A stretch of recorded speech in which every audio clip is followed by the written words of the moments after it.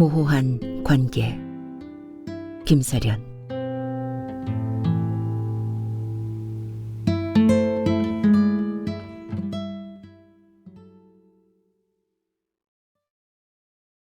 사진 속의 모델은 아내였다. 엉덩이까지 치렁치렁 내려온 황금색 머리와 알록달록하게 페인팅한 가슴과 음부, 여백에 그려진 식물들. 예상 밖의 일이었다. 나는 아내가 풍경이나 꽃이나 건물이나 숲이나 그런 것들을 찍고 있는 줄 알았다. 100호짜리 액자 사진 3개, 10호짜리 사진 서너 개, 그리고 책상 위에 쭉 늘어놓은 수십 장의 사진은 모두 페인팅한 아내의 알몸을 여러 각도로 찍은 거였다. 바닥에 누운 것, 벽에 서 있는 것, 가슴, 음부, 얼굴, 엉덩이. 한참 사진을 보다가 주위를 둘러보았다. 작업실은 휑한 분위기였다. 창가에 놓여있는 1인용 소파, 무선 주전자와 커피 믹스, 녹차, 가스레인지가 놓여있는 사각 탁자, 널찍한 책상, 벽 모서리에 설치한 전등, 천장에 설치된 카메라는 모두 8개였다. 모서리에 4, 천장 중간에 2, 양 사이드에 2. 알몸으로 바닥에 누워있는 아내를 향해 카메라 8개가 동시에 셔터를 누르는 장면을 눈앞에 떠올렸다. 찰칵찰칵. 셔터 여닫히는 소리가 선명하게 들려왔다. 8개의 시선이 자신을 보고 있다면 도대체 어떤 생각이 들까? 갑자기 궁금해졌다. 한 달 전 바쁘게 출근 준비를 서두르고 있는 내게 아내가 불쑥 말했다. 당분간 작업실에 가 있을게. 나는 몇 초 남짓 아내를 물끄러미 바라보았다. 불과 얼마 전에도 일할 게 많다면서 보름 동안 작업실에서 지내지 않았는가. 그런데 또 간다고. 전시회 준비도 해야 하고 뭐가 바쁘네. 아내는 내 시선을 피하지 않고 똑바로 내 눈을 응시했다. 과하다 싶을 정도로 서늘한 아내의 눈빛이었다. 순간 뭔가 미심쩍었지만 나는 자상하고 너그러운 남편 역할을 완벽하게 이행하기로 마음먹었다. 내가 원하는 것은 평온한 관계였다. 요즘 뭘 찍는데? 나는 다정하게 물었다. 그냥 이것저것. 건성으로 대답하는 아내의 목소리는 단호했다. 구구절절 얘기를 나누고 싶지 않다는 심정이 옅게 깔려 있었다. 평소 자분자분하게 말하는 스타일이 아니었다. 잘 알고 있는데도 마음 한구석이 찜찜했다. 아내에게 전화를 걸었다. 휴대폰의 전원이 꺼져 있었다. 이왕 여기까지 온 거 기다렸다가 얼굴이나 보고 갈까. 망설였다. 따따따따그르르. 귓속에서 소리가 들려왔다. 얼마 전부터 들린 귀 울음이었다. 소리는 점점 커지기 시작했다. 맨 처음 귀 울음이 들린 것은 보름 전이었다. 언제나처럼 아침을 먹고 목욕탕에서 양치질을 하고 있는데 귓속에서 따따따따그르르 라는 소리가 들려왔다. 면봉으로 귓속에 들어간 물을 말끔히 닦아내도 소리는 사라지지 않았다. 그것은 언젠가 들었던 컴퓨터 본체에서 나는 소리와 비슷했다. 큰일이 일어난 것 같은 느낌이 들어 병원에 달려가서 청각검사와 이명검사, 전산화 단층 촬영, 자기 공명검사, 평형기능검사, 혈액검사를 했다. 아무 이상이 없었다. 정확한 병명이 나타나지 않았다. 의사는 스트레스 때문이라고 말했다. 그래요? 난 스트레스를 별로 받지 않는데. 낮은 목소리로 중얼거렸다. 의사의 말이 의심스러웠다. 무슨 병이든지 툭 하면 갖다 붙이는 게 스트레스였다. 요즘 세상에 스트레스를 받지 않는 사람이 어디 있을까? 모두들 스트레스를 받지 않고 살 수는 없을까 하는 바람으로 살고 있다고 해도 지나친 말이 아니다. 다행스럽게도 나는 스트레스에 강한 편이었다. 스트레스를 유발하는 생각이나 행동 습관을 바꾸기 위해 꾸준하게 노력한 덕분이었다. 무슨 문제가 생기면 긍정적으로 해석하려고 무진 노력을 하고 있으며 규칙적으로 운동도 하고 충분히 수면도 취하고 있다. 몇 년 정도 그러다 보니 요즘은 웬만한 일로는 화도 나지 않았다. 뇌가 무디어져 감각을 잃은 것은 아닐까 걱정이 될 정도였다. 그런 상황인데 의사의 말에 선뜻 동의할 수가 없었다. 두어 군데 더 병원을 찾았다. 정확한 병명을 알지 못했으나 스트레스 때문이라는 말은 공통적으로 나왔다. 생각을 달리했다. 미처 의식하지 못한 그 무엇이 내 심장을 소나귀에 움켜쥐고 서서히 옥죄고 있는지도. 병을 치료하려면 스트레스의 원인을 찾는 게 급선무였다. 하나하나 주변 상황을 분석했다. 회사 일도 그럭저럭 흘러가고 인간관계도 좋은 편이고 그녀와의 연애도 순조롭고 아내와도 별 탈 없이 지내고 있고 중국에서 유학 중인 아이도 장학금을 받아가며 열심히 공부하고 있었다. 대체 무엇이 문제란 말인가? 오늘은 노는 토요일이었고 나는 오전 내내 침대에서 뒹굴었다. 어젯밤에 마신 술이 깨지 않은 상태에서 화장실에 2번 가고 부엌으로 가서 물을 마시고 식탁 위에 놓여있는 식빵 한 조각을 뜯어 먹었다. 집안은 고요했다. 사람의 손길이 거의 닿지 않은 거실과 소파에는 적막감이 두텁게 쌓여 있었다. 자고 있는 동안 희미했던 소리들이 귓속에서 악다구니를 부렸다. 소파에 앉아 주위를 두리번거리며 리모컨을 찾았다. 느긋하게 텔레비전을 본 지도 꽤 오래되어 리모컨을 어디에 두었는지 생각이 나지 않았다. 벽에 걸린 그림이 눈에 들어온 것은 리모컨을 찾기 위해 소파 밑을 들여다보다가 얼굴을 들었을 때였다. 아내의 졸업작품인 숲이었다. 내가 아내의 작업실을 찾은 것은 바로 그 그림 때문이었다. 무선 주전자에 물을 붓고 커피잔에 일회용 원두커피 봉지를 뜯어 넣으면서 생각에 집중했다. 동시다발적으로 떠오른 생각들이 서로 얽혔다. 혼란스러웠다. 나는 혼란스러운 것은 딱 질색이었다. 생각이든 뭐든 질서정연한 것이 좋았다. 다시 사진에다 눈길을 주었다. 아내의 몸보다 아내의 몸에 그려진 그림에 자꾸만 마음이 이끌렸다. 빨갛고 노랗고 푸른 식물들이었다. 생각에 사로잡혀 식물들이 아름다운 빛을 발하고 있다는 사실을 미처 깨닫지 못했다. 식물은 살아있는 생명체다라는 어느 생물학자의 말이 생각났다. 그럼 아내의 몸에 그려놓은 식물도 생물체. 별 생각 없이 말장난을 했다. 심심했다. 식물을 가만히 응시했다. 식물이 자라고 있다. 속으로 중얼거렸다. 쑥쑥 식물들이 커졌다.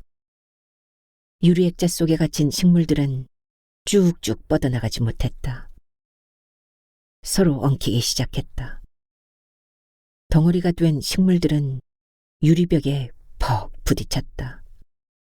퍽, 퍽, 퍽. 식물들이 부딪히는 소리가 내 심장에 달라붙었다. 맹목적인 행동이었다. 쨍! 마침내 유리가 깨졌다. 나는 계속 식물을 응시했다. 내 주위로 식물이 가지를 뻗고 자라기 시작했다. 나는 식물들의 삶을 머릿속으로 상상했다. 유리 액자를 탈출하기 위해 서로 뭉쳤다가 다시 제 갈 길로 가는 식물들. 문득 인간의 삶도 그런 것은 아닐까 라는 생각이 들었다. 잔에 반쯤 남아있는 커피를 천천히, 매우 천천히 마셨다. 어느새 식물들은 아내의 몸에 얌전하게 있다. 아내에게 부재중 통화를 서너 번 남기다가 작업실을 나섰다.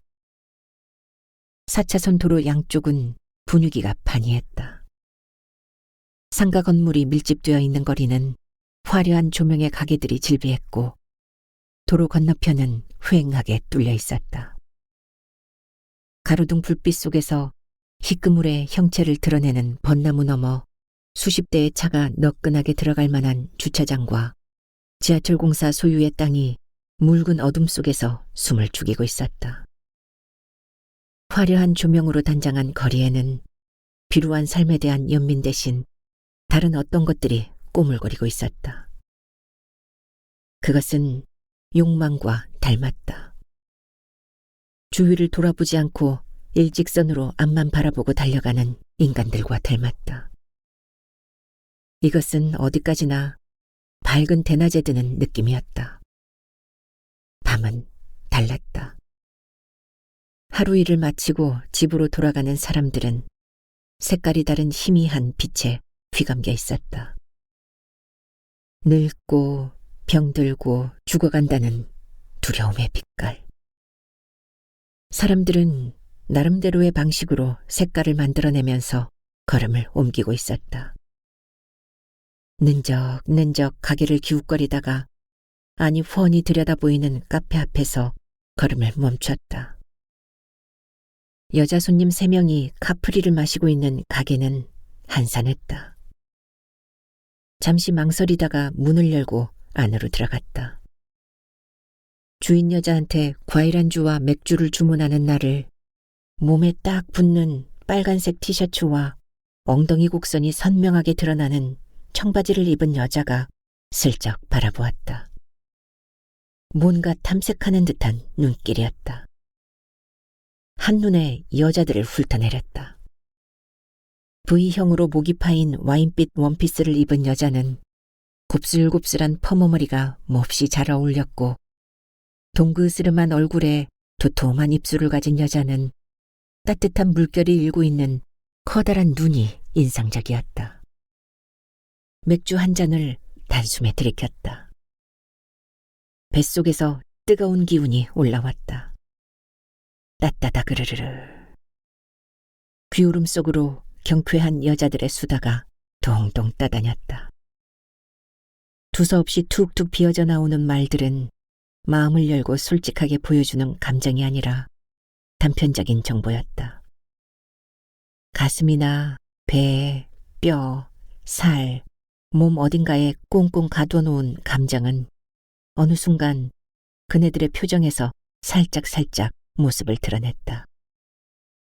한참 시중에 떠도는 얘기에 열을 올리다가 얼마 전 목욕탕에서 목을 메고 죽은 그네들의 이웃집 여자 얘기를 꺼냈다. 최진실의 죽음을 따라한 것 같아. 죽은 여자와 함께 요가를 했다는 청바지가 말했다. 보도과잉 때문이야. 와인빛 원피스가 말했다. 굳이 그런 이유만은 아닌 것 같아. 최진실 죽음이 일종의 방아쇠의 역할을 한 거야. 시한폭탄처럼 내재된 슬픔이 저런 사람도 죽는데 라는 생각이 들자 빵 하고 터진 거지. 그나저나 어떤 여자였어? 따뜻한 물결이 청바지에게 물었다. 겉으로 보기엔 아무 문제도 없어 보였어. 중소기업체 부사장인 남편과 금술도 괜찮았고 고등학생인 아이도 전교에서 1, 2등 하고 시댁 식구들하고도 관계도 좋았고 뭐든지 열심히 하는 스타일이었어. 요가도 열심히 하고 사람들과도 곧잘 어울렸는데 그녀가 죽었다는 소식을 듣고 며칠 동안 밤잠을 설쳤어. 도대체 왜 죽었는지 알 수가 없었어. 나중엔 사람들이 겁이 나더라. 저 사람 속은 어떨까 킁킁거리기도 하고. 청바지의 낯빛이 약간 어두워졌다. 그 여자 되게 힘들었는가 보다. 온전한 정신으로 살아가기 힘드니까 요가에 몰두한 거겠지. 요즘 서점에서 불티나게 팔리고 있는 긍정적 사고에 관한 책이나 요가, 명상, 종교 등이 다 세상이 미쳐있다는 것을 반영하는 거야. 사람들은 미쳐서 돌아가는 이 세상에서 어떻게든 살아남기 위해 각각 나름대로 자신만의 출구를 찾는 거지. 따뜻한 물결이 목이 마르다는 듯 맥주를 홀짝홀짝 마셨다. 잠깐 눅눅하던 그녀의 눈빛이 어느새 따스해졌다. 살아오면서 치명적인 고통을 겪은 뒤에 얻은 평온함이 느껴졌다. 가슴이 뻐근해져 왔다. 뭐라고 말할 수 없는 것이 끈끈하게 심장을 죄어왔다. 나는 안주머니에서 담배를 꺼내 입에 물고 피웠다. 길게 내뿜는 연기 속으로 아내의 얼굴이 솟아올랐다. 여자의 죽음에서 왜 아내의 얼굴이 떠오르는 것일까? 그것이 어떻게 서로 연결되는지 나 스스로도 설명이 잘 되지 않았다.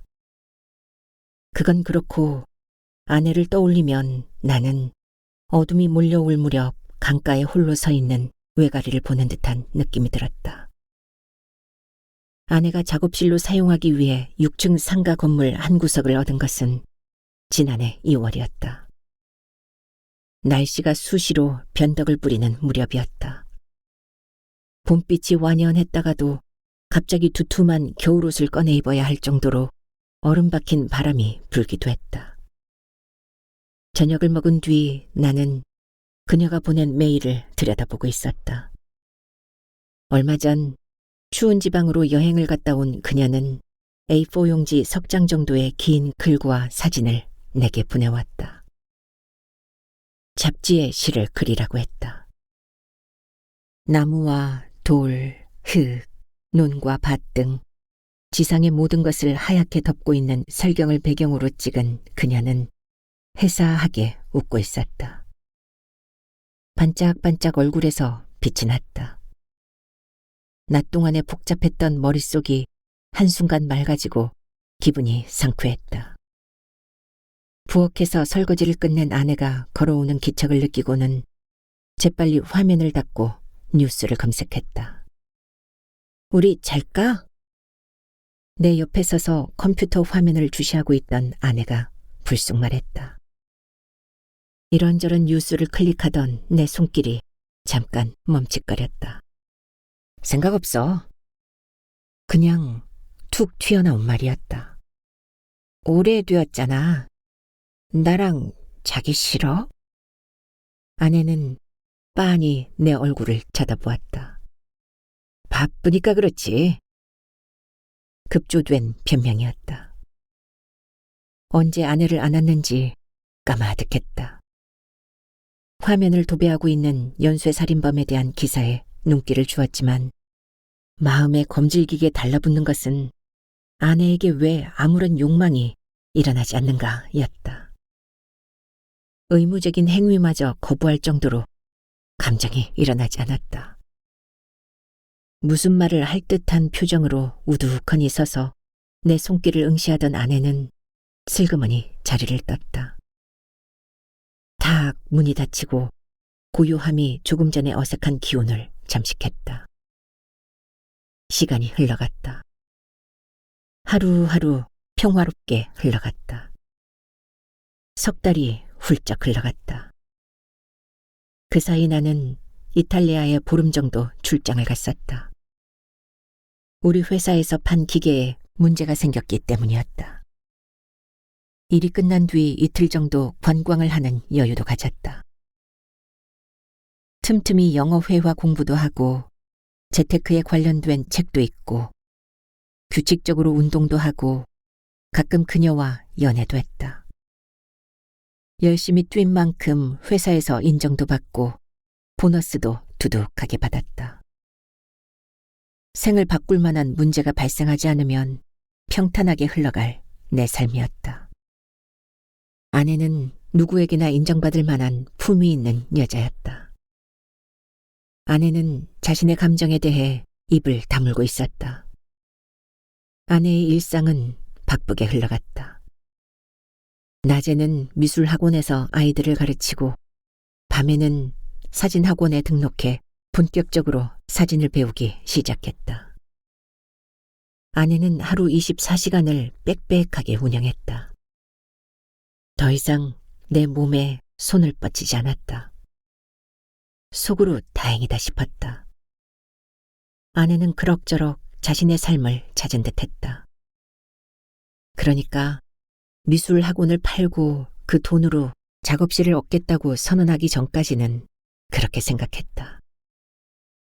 그 말을 들었을 때 나는 아내 얼굴을 멀거니 바라보며 기다렸다. 그냥 한번 해본 소리야. 빤히 바라보는 내 눈을 아내는 평소의 그녀답게 간단 명료하게 단 하나의 문장으로 말했다. 괜찮지? 나는 텔레비전 채널을 1초 단위로 바꾸었다. 뭐라고 말을 해야 하는데 무슨 말을 어떻게 해야 할지 속으로 정리를 해야 했다. 이미 결정하고 통고하는 사람에게 무슨 말을 할 수 있을까?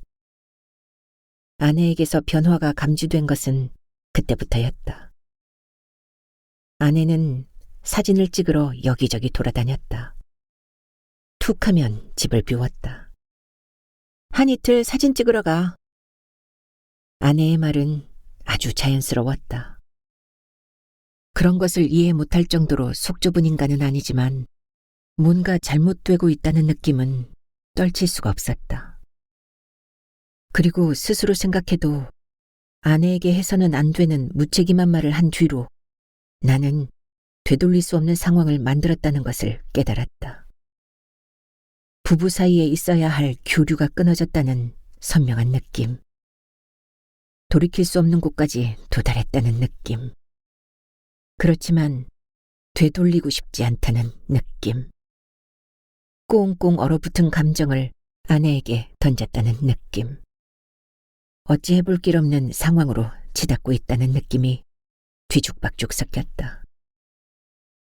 그리고 그 감정의 밑바닥에 깔려있는 투명한 일상의 균형이 언젠가 깨질지도 모른다는 불안감을 애써 억눌렀다.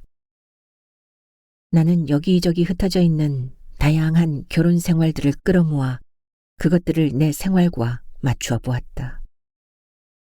그럴듯한 모델이 만들어졌다. 부부라고 굳이 한솥밥을 먹고 한 침대에서 자고 서로의 생활에 관여할 필요는 없었다. 각각 상대방이 살아가는 방식을 인정해주고 나름대로의 재미를 추구하면서 살아가는 것도 괜찮다는 생각이 들었다. 나는 아내가 집에 들어오든 말든 더 이상 신경을 쓰지 않기로 결정을 내렸다. 가끔 미심쩍은 눈길을 던지기는 했지만. 고마워요. 청바지가 내게 손을 흔들었다. 주인 여자한테 맥주를 추가 주문하면서 여자들에게 시원한 맥주 3병을 갖다 주라고 말한 뒤였다. 혼자 마시긴 좀 그렇죠? 같이 합석할래요? 따뜻한 물결이 제의를 해왔다. 아, 네, 그러죠 뭐. 나는 기다리고 있었다는 듯 냉큼 대답하고는 술잔을 들고 여자들 쪽으로 자리를 옮겼다.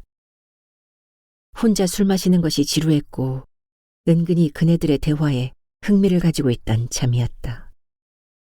서로 통성명하고 술잔을 채워 돌아가면서 건배를 하고 처음 만난 사람들이 나눌 법한 이런저런 얘기들이 오갔다. 분위기는 유쾌했다. 귀에서 소리가 난다고요? 저런 어쩌나. 한 가지 좋은 방법이 있어요. 그 소리를 듣기 좋은 음악이라고 생각하는 거예요.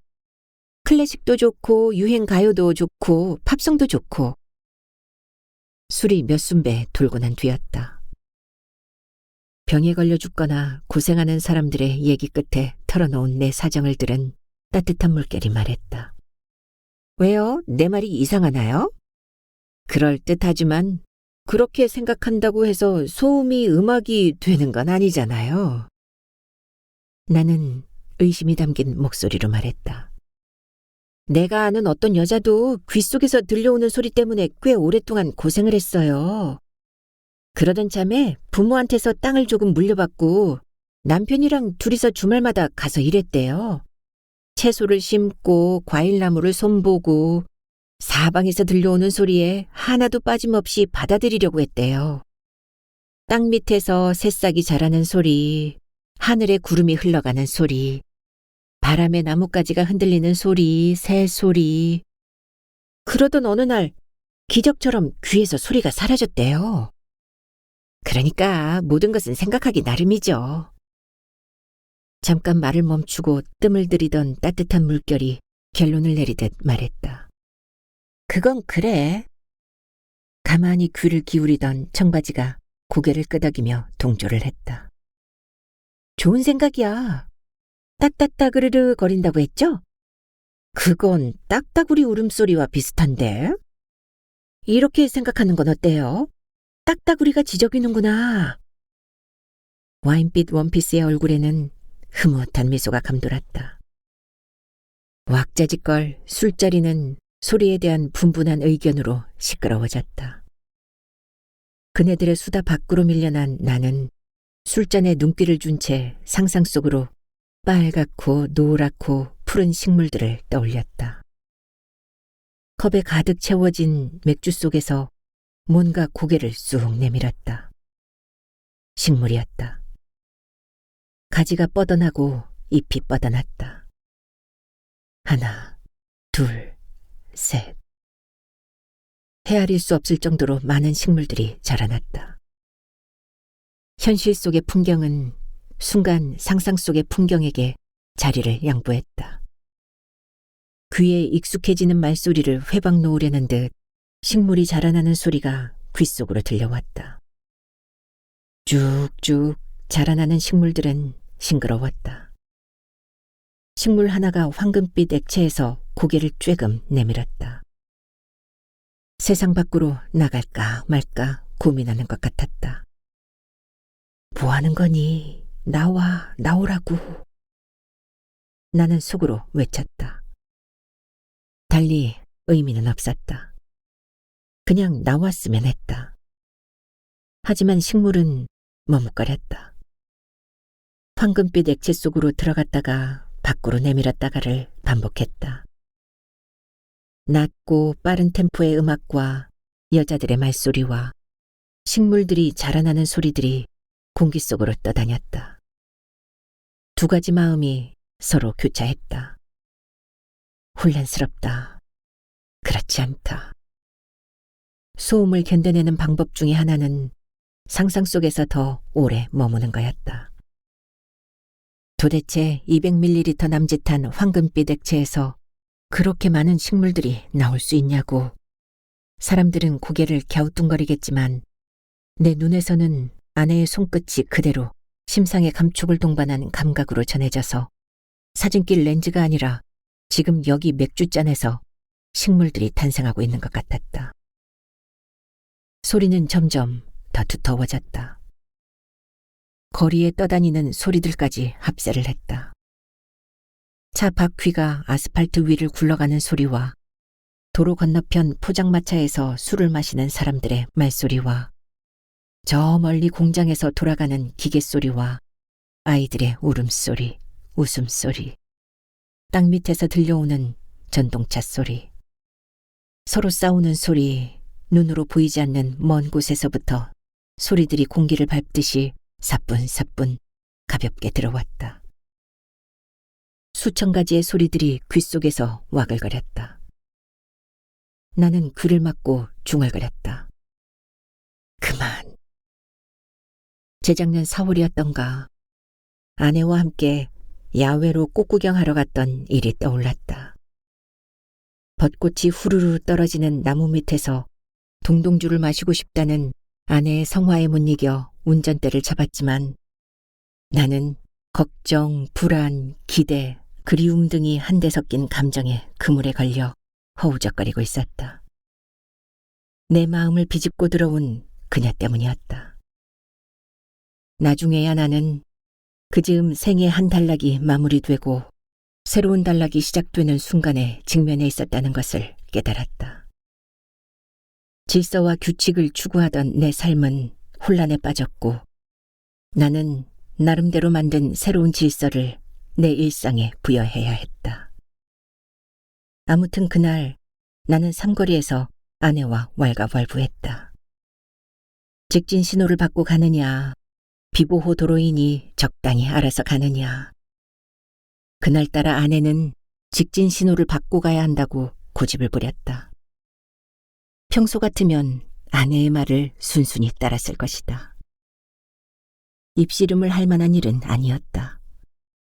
그만 입 좀 다물어. 내 목소리는 낮고 단호했다. 길고 어색한 정적이 차 안에 감돌았다. 유리창에 눈길을 고정한 아내의 얼굴은 잔뜩 굳어 있었다. 곧 후회할 일을 했다는 생각이 들었지만 거두지 않았다. 수술을 받은 적이 있어요. 당일 입원해서 퇴원하는 간단한 수술이었어요. 시술을 받다가 의료사고를 일으킬 만한 수술이 아닌데도 며칠 동안 잠을 잘 수가 없었어요. 새벽까지 침대에서 뒤척거렸어요. 사는 게 너무 힘들다는 생각이 들었어요. 이렇게 살 바에 차라리 죽는 게 더 낫지 않을까. 내가 살아야 하는 이유가 뭘까? 대체 그것들이 무슨 의미가 있을까? 온갖 생각들이 머릿속에서 맴돌았어요. 그러던 어느 날이었어요. 어떤 생각이 섬광처럼 지나갔어요. 내 자신이 너무 미약한 존재라는 것, 누군가 나를 돌봐주기를 간절히 원하고 있다는 것, 매사에 자신만만하게 굴고 있지만 몹시 연약한 존재라는 것, 남한테 싫은 소리 한번 하지 못한 것도 사실은 그 연약함 때문이라는 것. 한번 떠오른 생각은 사라지지 않았어요. 내 마음 한구석에서 겁먹은 눈으로 누군가로부터 보호받기를, 사랑받기를 간절히 원하는 어린아이가 있었어요.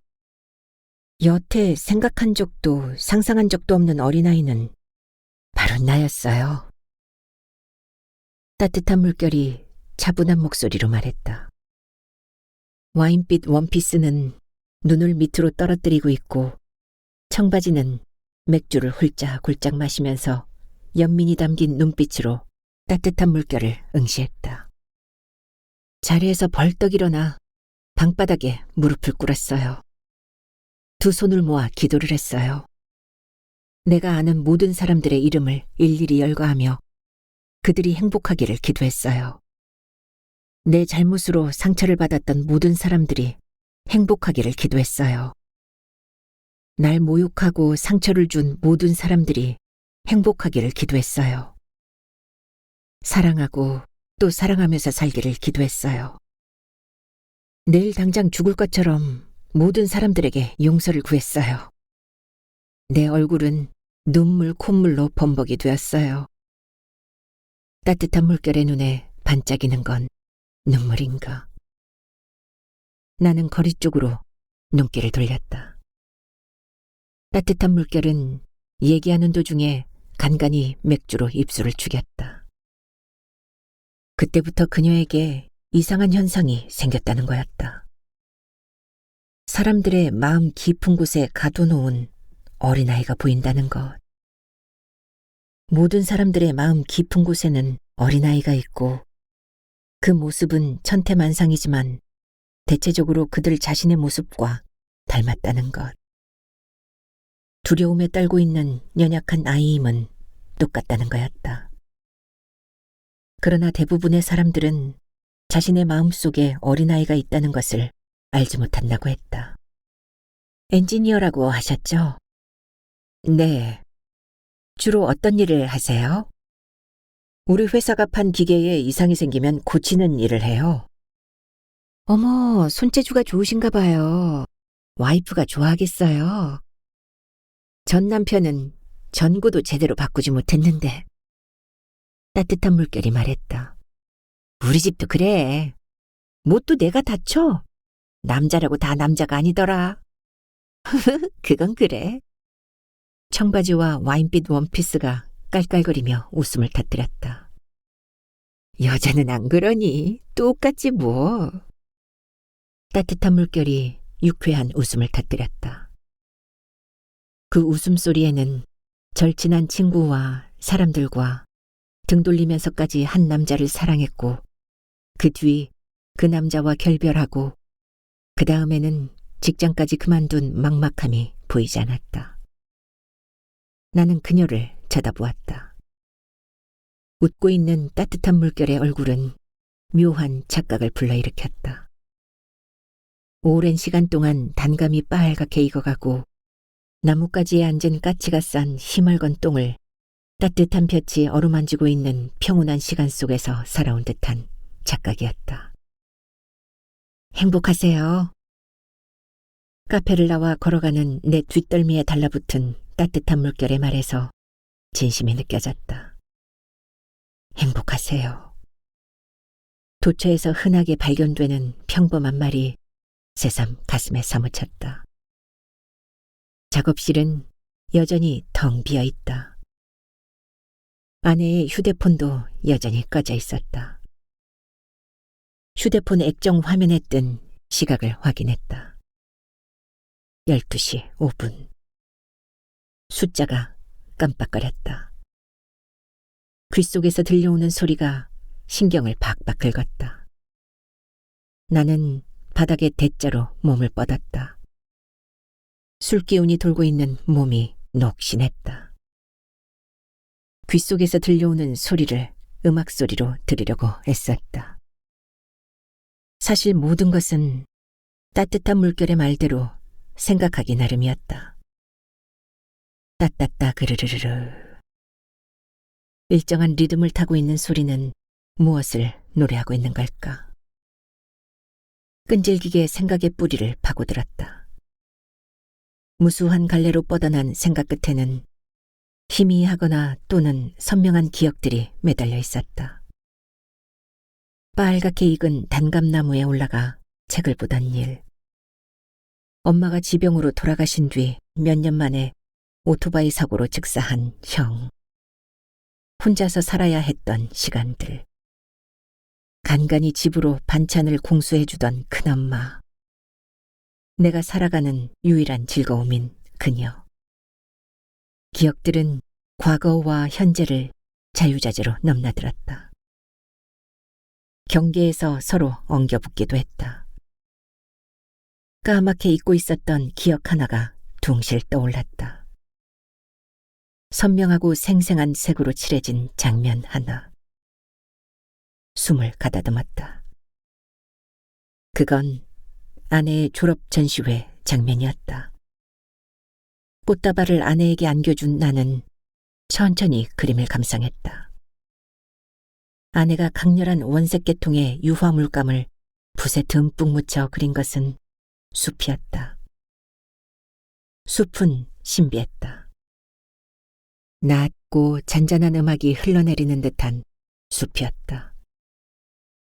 고요한 숲에서 웅크리고 있는 것은 사람들의 감각을 일깨울 정도로 충분히 에로틱했다.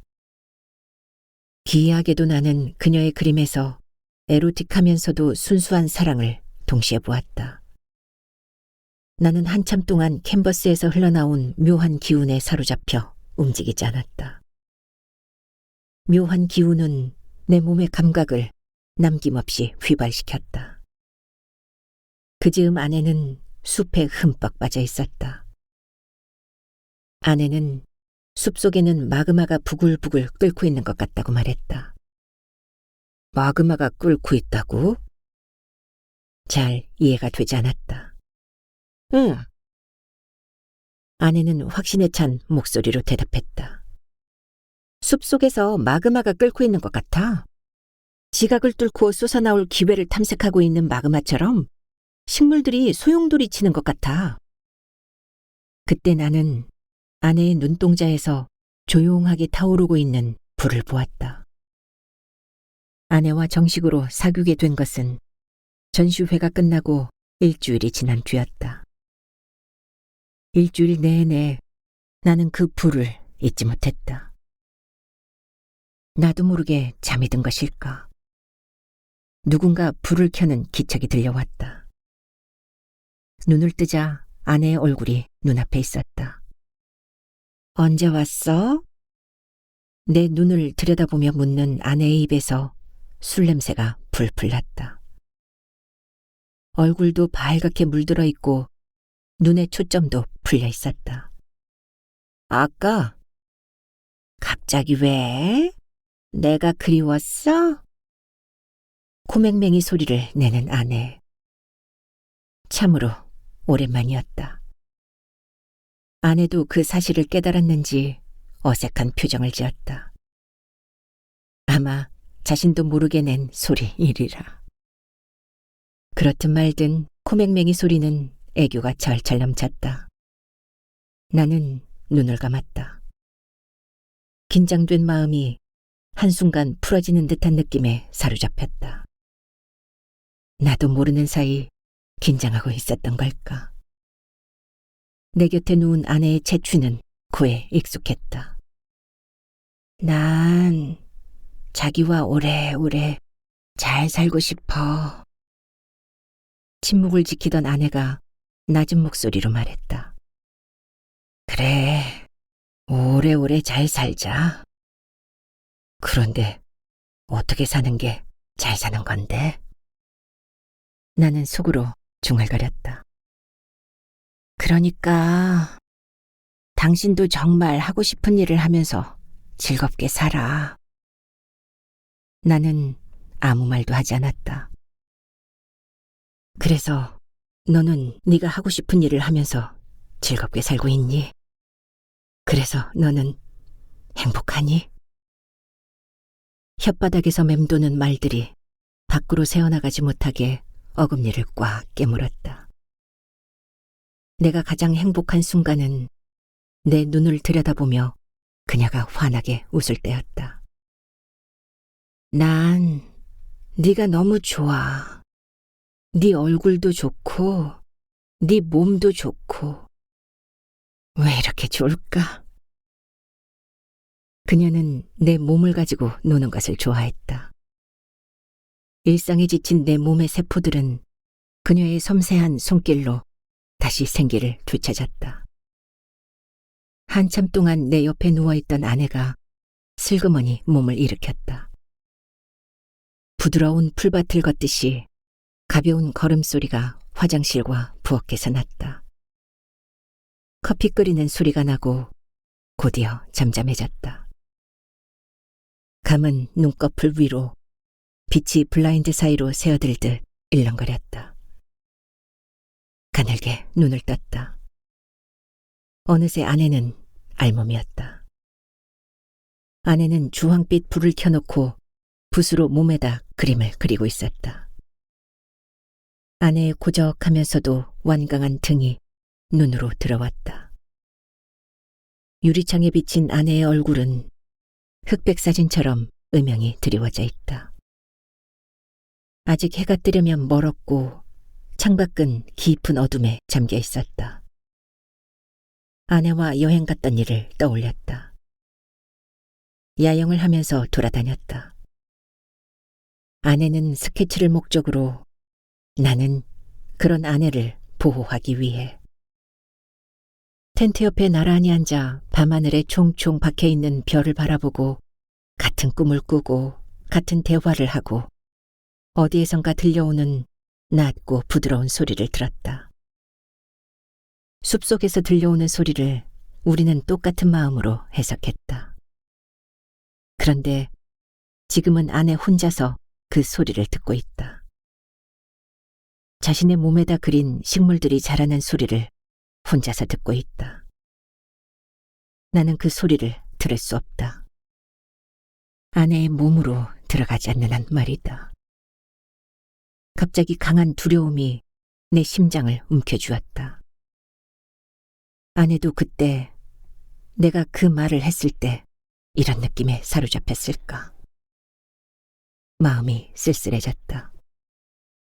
날이 밝으면 나는 일상으로 돌아갈 것이고 그녀를 만날 것이고 혼자서 밥을 먹고 잠을 잘 것이고 아내는 13평 작업실에서 먹고 자고 하면서 수천 장의 사진을 찍겠지.